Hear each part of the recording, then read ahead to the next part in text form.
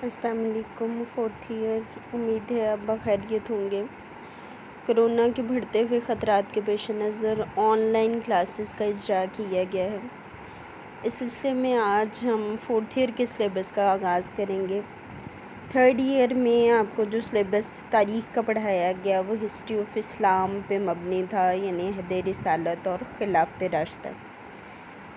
لیکن fourth year میں university کا کوئی بھی پیپر جو ہے اس کو فالو نہیں کرتا۔ فورتھ ایئر میں آپ کا سلیبس جو ہے وہ تاریخ پاکستان پہ مبنی ہے۔ تاریخ پاکستان یعنی حصول پاکستان کے بعد کی جدوجہد جو ہے، یعنی پاکستان کس طرح سے بنایا گیا اور پھر اس میں کون کون سے حکمران برسر اقتدار آئے، انہوں نے پاکستان کو کس طرح سے استحکام بخشا، اور اب تک کی مطلب یہ کہ اب تک کی تاریخ جو ہے وہ اس میں ہم دیکھیں گے۔ تو آج ہم نے جو ہے وہ اس کا فرسٹ چیپٹر جو ہے وہ سٹارٹ کرنا ہے۔ اس کے لیے آپ نے تاریخ پاکستان کی کسی بھی رائٹر کی بک جو بھی آپ کو ملتی ہے وہ آپ لے لیں۔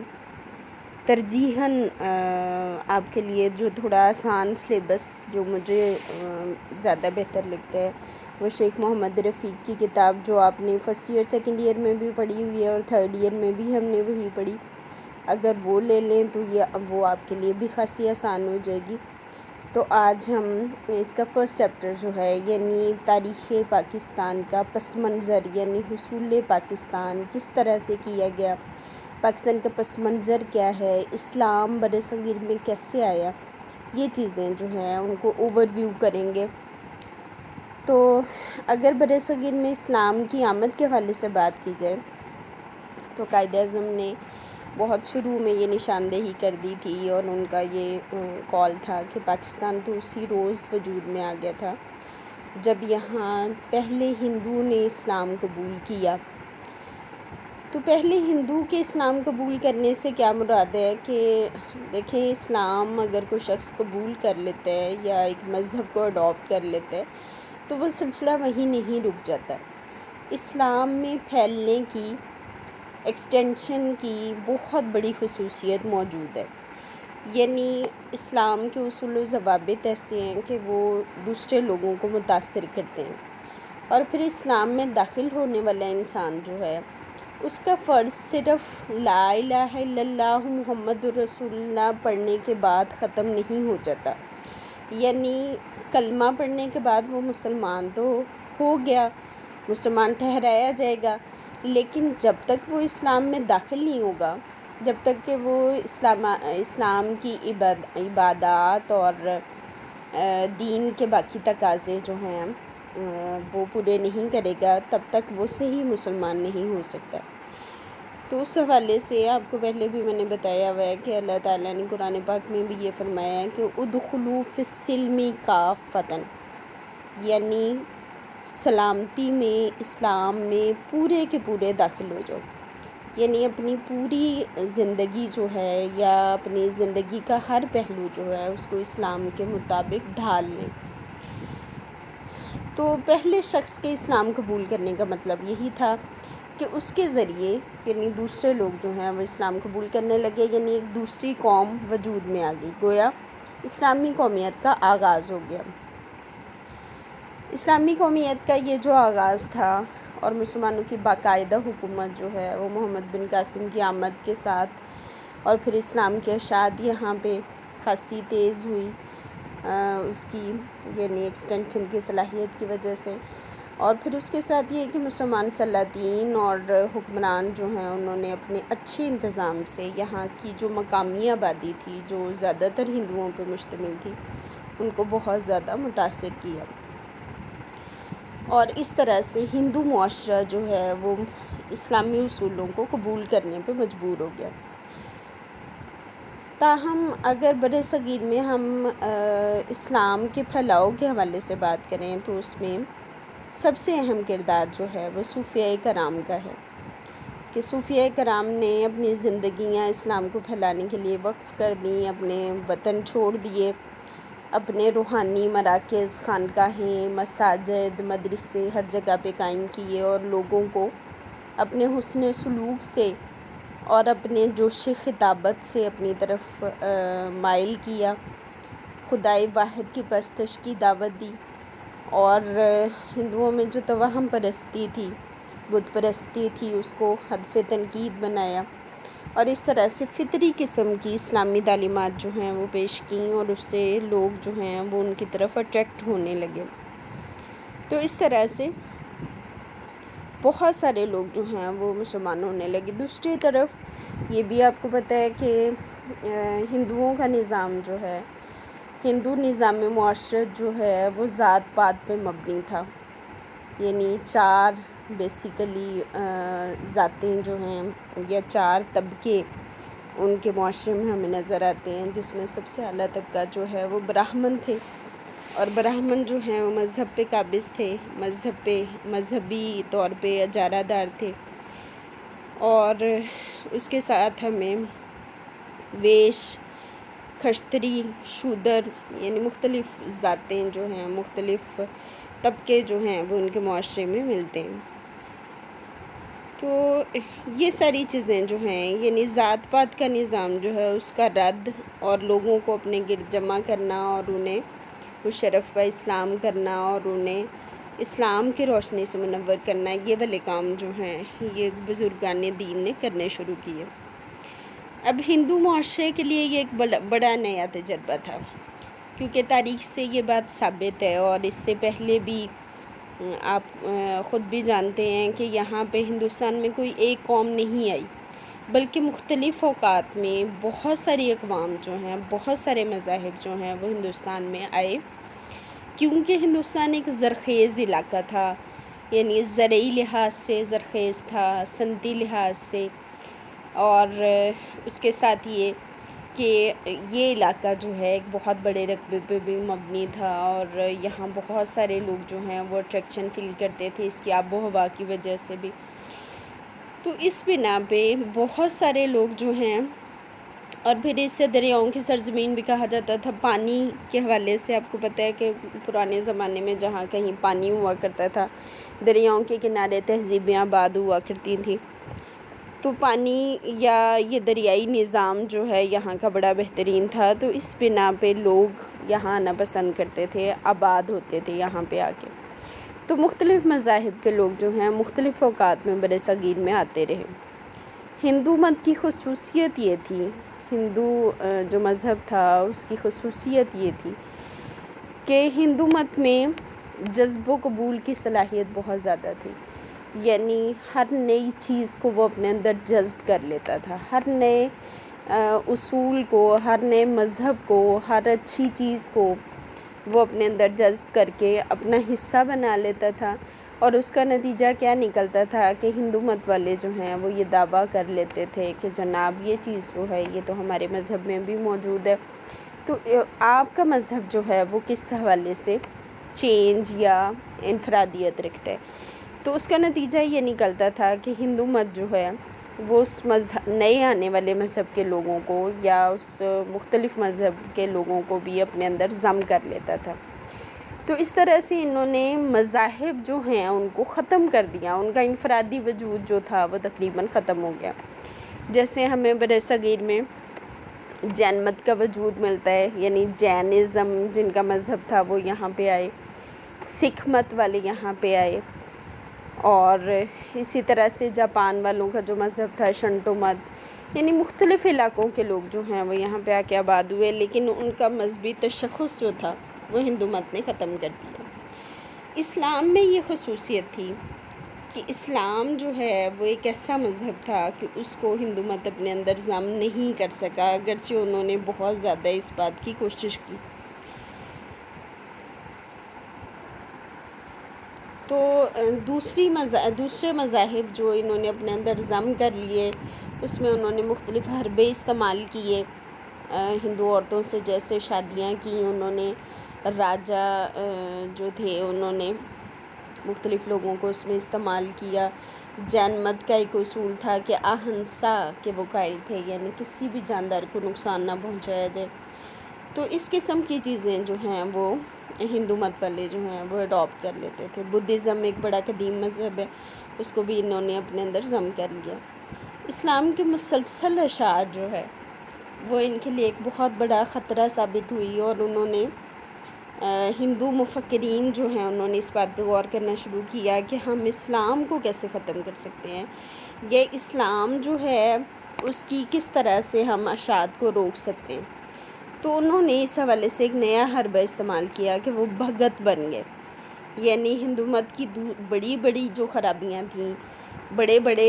جو بلنڈرز تھے اس میں جس پہ اسلام آواز اٹھاتا تھا، ان کو انہوں نے ختم کرنا شروع کیا۔ تو یہاں کا معاشرہ جو ہے اس کی فرسودگی اور فکری طور پہ جو وہ زوال کا شکار تھا، وہ یعنی اس کی وہ خصوصیات جو ہیں وہ دور ہونے لگی،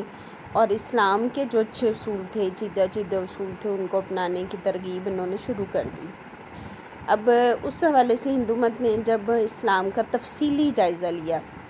تو اس میں ایک چیز جو انہوں نے بنیادی طور پہ دیکھی، یعنی اسلام کے باقی اصول جو ہیں وہ ان کی بات تو بعد میں آتی تھی، لیکن اسلام کی جو سب سے پہلی بات تھی جو اسے ہندو مت سے بالکل الگ کر دیتی تھی، وہ وحدانیت کا تصور تھا، اللہ کے ایک ہونے کا تصور تھا۔ دیکھیں، خدا کا تصور جو ہے وہ ہر مذہب میں موجود ہے، جین مت، بدھ مت، سکھ مت، ہم جتنے بھی شنٹو مت، پارسیزم، جتنے بھی مذاہب ہم دیکھیں وہاں پہ خدا کا تصور موجود ہے، خدا ہے، لیکن کوئی آگ کو اپنا خدا کہتا ہے، کوئی کسی بت کو اپنا خدا کہتا ہے، کوئی ستارے یا چاند کو مانتا ہے، یعنی مختلف مذاہب کے حوالے سے آپ پڑھ چکے ہیں عرب کے حالات میں بھی۔ تو اسلام جو ہے اس میں ایک خدا کی وحدانیت کی بات ہوتی تھی۔ تو انہوں نے یہ ثابت کرنا چاہا، بھکتی تحریک نے، اس کو بھکتی تحریک کا نام دیا گیا، انہوں نے یہ ثابت کرنا شروع کیا کہ خدا کا تصور جو ہے وہ تو ہندو مت میں بھی موجود ہے اور جیسے اسلام میں بھی موجود ہے، فرق جو ہے وہ صرف نام کا ہے، یعنی ہندو اپنے خدا کو رام کہتے ہیں اور مسلمان رحمان کہتے ہیں۔ تو وحدت ادیان کا یہ نظریہ جو ہے اس کی وجہ سے عام مسلمان جو اسلام کو بہت گہرائی سے نہیں جانتے تھے وہ بھی اس سے کنفیوژن کا شکار ہو گئے، اور انہوں نے اس بھکتی تحریک کے اثر کو قبول کرنا شروع کر دیا۔ تو اس سے صوفیہ کرام جو ہیں ان کی مشکلات میں اضافہ ہو گیا، یعنی ان کے لیے یہ ایک بڑا چیلنج تھا اسلام کی تشخص کو قائم رکھنا۔ اس کے ساتھ ہی ہم دو قومی نظریے کو دیکھتے ہیں، یعنی دو قومی نظریہ کیسے پنپنا شروع ہوا، کیسے وجود میں آیا کہ مسلمان مفکرین جو ہیں انہوں نے اس حقیقت کا اعلان کرنا شروع کیا کہ اسلام اور کفر دو الگ چیزیں ہیں، الگ تہذیبیں ہیں، اور بعد میں اس چیز کو انہوں نے دو قومی نظریے کا نام دے دیا۔ تو قائد اعظم نے اس بارے میں کہا تھا کہ اسے نظریہ نہ کہیں، تھیوری نہ کہیں، بلکہ یہ ایک حقیقت ہے، یہ فیکٹ ہے، یہ آپ کو کھل کے سامنے آ جائے گا، آپ کے سامنے آ جائے گا، آپ اسے روز روشن کی طرح دیکھ سکیں گے۔ اب یہ جو ساری بات جو میں نے آپ کے سامنے کی کہ جناب اسلام جو ہے اس کو وہ مختلف مذاہب میں ضم نہیں کر سکے، ہندو مت میں اس کو مکس نہیں کر سکے، تو اس کے نتیجے میں اب ہوا کیا کہ مغل بادشاہ جو تھے ان کے اگر طرز عمل کا جائزہ لیا جائے تو وہ یعنی طبعی طور پہ، یعنی طبیعتاً وہ خاصے فیاض تھے، کھلے دل کے مالک تھے۔ ہمایوں جب واپس آیا، یعنی اس نے دربار قائم کرنا شروع کیا، حکومت میں واپس آیا، تو اس میں اس کی حکومت میں، اس کے دربار میں ایرانی امرا بہت زیادہ تعداد میں موجود تھے، اور ایرانی جو ہیں آپ کو پتہ ہے کہ یہ آگ کی پوجا کرنے والے، بیسیکلی یہ لوگ آگ کی پوجا کرتے تھے اور بعد میں مسلمان ہوئے تھے، تو یہ مزاجاً آزاد خیال تھے۔ انہوں نے اکبر بادشاہ کو ہندو عوام کو اعتماد میں لینے، یعنی اگر آپ اپنی حکومت کو مضبوط کرنا چاہتے ہیں تو آپ یہاں کی مقامی آبادی جو ہے اس کو اعتماد میں لیں اور انہیں اقتدار میں شریک کریں، یہ مشورہ انہوں نے ایرانی امراء نے اکبر بادشاہ کو دیا۔ اب اکبر نے اپنے شرعی اصولوں کو، شرعی طور پہ تو دیکھیں غیر مسلم خواتین سے شادیاں کرنا حرام نہیں ہے، حلال ہے، لیکن اس صورت میں کہ اگر انہیں مسلمان کر لیا جائے، تو انہوں نے مہارانیوں یعنی ہندو عورتوں کے ساتھ شادیاں کی، ہندو علوم و فنون کے سرپرست سے شروع کی، اپنے شاہی محل میں مندر بنوائے، اپنے ماتھے پہ تلک تک لگایا، اور ہندوؤں کے ساتھ اس نے ہر طرح سے یکجہتی کا اظہار کیا۔ تو آخرکار اس نے ایک نیا ملغوبہ تیار کر لیا، مختلف مذاہب کے کچھ چیدہ قواعد و رسومات کو ملا کے، اور اس ملغوبے کو اس نے ایک نئے مذہب کا نام دیا جس سے توحید الہی کہا جاتا تھا۔ یہ مذہب جو ہے یا یہ جو ملغوبہ تھا، یہ بادشاہ کا حلقہ ارادت تھا، یعنی بادشاہ کا تخلیق کرتا تھا، اور اس کی بنیاد جو ہے وحدت ادیان کے نظریے پر رکھی گئی تھی۔ جیسے میں نے آپ کو بتایا کہ تمام مذاہب کی اصل جو ہے وہ ایک ہے ہندوؤں کے بقول، تو اس کو انہوں نے وحدت ادیان کا نظریہ قرار دیا تھا۔ بھکتی تحریک نے اس کو پروان چڑھایا تھا، اور اس طرح سے اس میں مختلف چیزیں جو ہیں اگر اس کی ڈیٹیل میں جائیں تو وہ ہمیں نظر آتی ہیں۔ جیسے ہم دیکھتے ہیں کہ جب دربار میں کوئی شخص آتا تھا تو یعنی وہ بہت جھک کے سلام کرتا تھا، یعنی سجدہ کرنے والی ایک صورتحال ہوتی تھی۔ پھر بادشاہ کے دربار میں حاضر ہوتا تو اپنی پگڑی اس کے سر پہ رکھتا تھا وہ، تو اس سے یہ شخص وجود سے زندگی میں آ جاتا تھا، یعنی اس کی زندگی کو ایک مقصد مل جاتا تھا۔ اس کے بعد اس کو ایک تمغہ دیا جاتا تھا، اس تمغے پہ اللہ اکبر کا نعرہ لکھا ہوتا تھا۔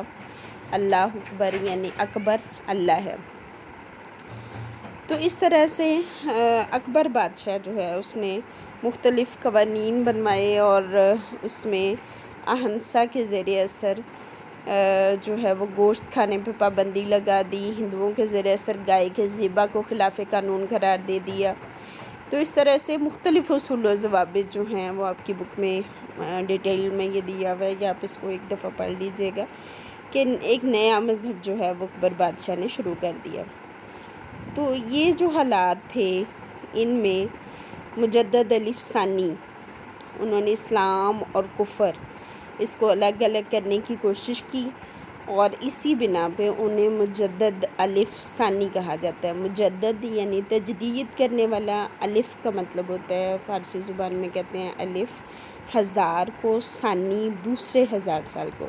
کہا جاتا ہے کہ پہلے 1000ویں سال کا جو مجدد تھا، تجدید کرنے والا تھا اسلام کی، وہ حضرت عمر بن عبدالعزیز تھے، اور دوسرے 1000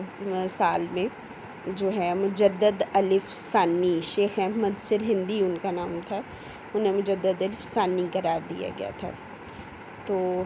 آج کے لیے میرا خیال ہے اتنا ہی کافی ہے۔ نیکسٹ انشاءاللہ یہ آپ کا تعارفی ایک طرح کا لیکچر تھا، ہم اس کو اور زیادہ ڈیٹیل میں دیکھیں گے،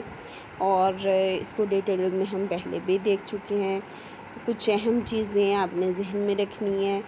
اور اس حوالے سے کوئی بھی کوسچن آپ کے ذہن میں ہو آپ وہ پوچھ سکتے ہیں، اور اس کی اچھی طرح ریڈنگ کیجیے گا۔ جس چیز کی سمجھ نہ آئے آپ اپنے گروپ میں پوچھ سکتے ہیں، اور انشاءاللہ نیکسٹ لیکچر میں اسی کو کنٹینیو کریں گے زیادہ ڈیٹیل میں۔ اللہ تعالیٰ آپ کا حامی و ناصر ہو۔ اللہ حافظ۔